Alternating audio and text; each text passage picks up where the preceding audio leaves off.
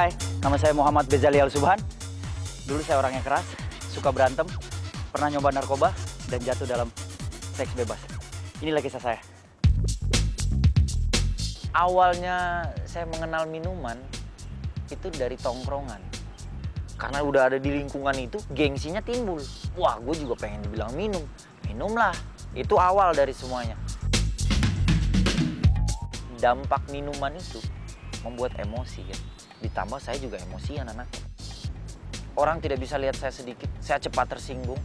Orang yang lewat cuma sekedar lewat aja, saya bilang, saya lagi pengen pukul orang nih. Pukul aja, sampai berdarah, udah jatuh minta ampun, saya pulang.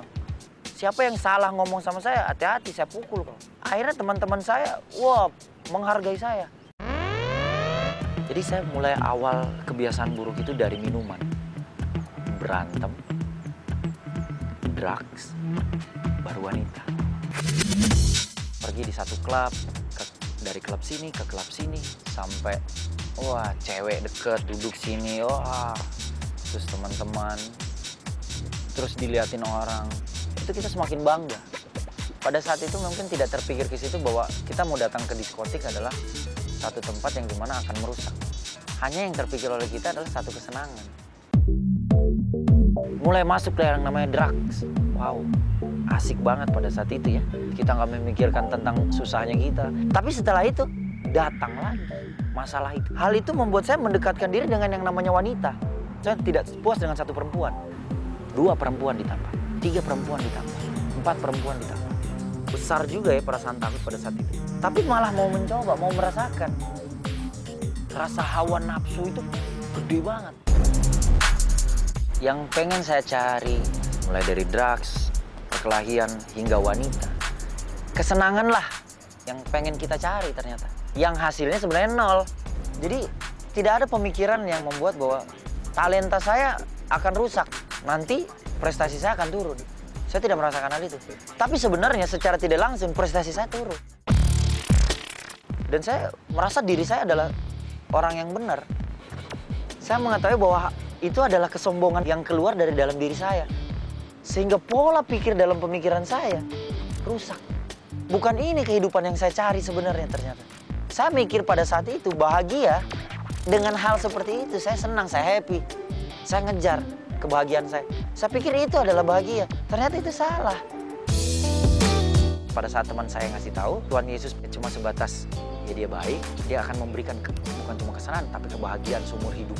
Dia akan memberi berkat, dia akan menuntun jalanmu, sehingga kamu mendapatkan satu berkat yang sangat besar. Tadinya saya sendiri pikir orang saksi di TV atau orang ngomong, enak, gak enak mau muntah, bohong.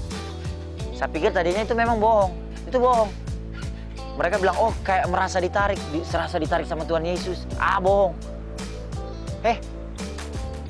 Saya mengalami loh.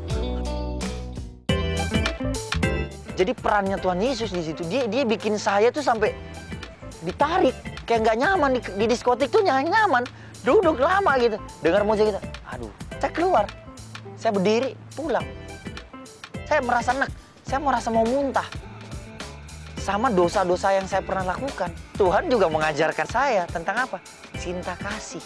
Saya harus minta maaf sama semua orang yang saya pernah berbuat salah. Tuhan mengajarkan itu. Step by step. Dia memberikan kesenangan sejati dan dia memberikan kesenangan yang sangat indah dalam kehidupan setiap manusia. Yang menurut saya sudah senang loh. Saya berkomitmen dalam nama Tuhan Yesus Kristus dan saya tidak akan mencoba melakukan hal seperti itu lagi. Dan setelah saya mengenal Tuhan Yesus, saya diangkat kembali oleh Dia dan akhirnya saya bisa melakukan kegiatan saya seperti sekarang. Saya banyak nemuin hal-hal baru ya. Salah satunya olahraga namanya parkour atau free running. Itu lebih ke escape atau ilmu melarikan diri, seni berpindah tempat. Selain parkour dan free running, saya menjalani freestyle basketball. Saya buka kelas, saya ngajar. Dan misi saya hidup adalah saya harus bisa ketiga unsur yang saya bisa. Sekarang istilahnya talenta yang saya punya. Freestyle basket, parkour, dan ngajar.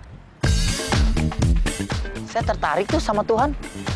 Saya ngerasa kayak pengen mencari Dia setiap hari. Pengen cerita tentang Tuhan, pengen tahu tentang Tuhan.